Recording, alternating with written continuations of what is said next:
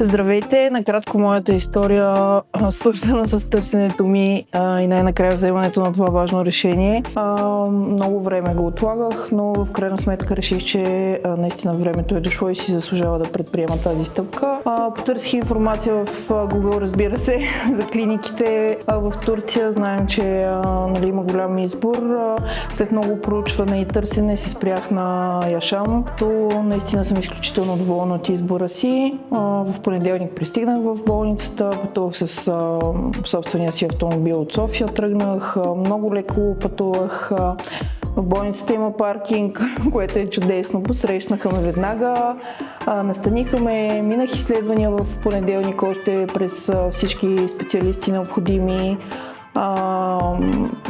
Преспах и във вторник беше операцията. Екипа е страхотен, преводача е постоянно с мен, помага по абсолютно всички въпроси, които имам, свързани с абсолютно всичко и не само с болницата, и с организацията като цяло. Координаторката също, която ме свърза тук с клиниката, е насреща постоянно, не ми е липсвала нито информация, нито някакво притеснение съм изпитвала. Хирурга също е супер позитивен, наземен човек, с който се запознах и преди операцията. Успях да се почувствам по-спокойна, разбира се. Нормално е да има някакво притеснение. Около час и половина продължи самата операция.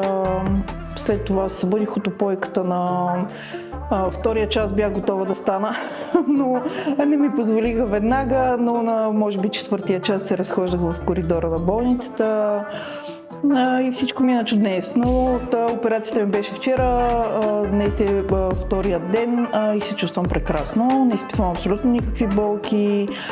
Получих много подробен режим и указания от диетоложката на болницата и знам съответно как да се храня тепърва, така че съм сигурна, че ще имам страхотни резултати и съм много благодарна на целия екип на болница Яшам.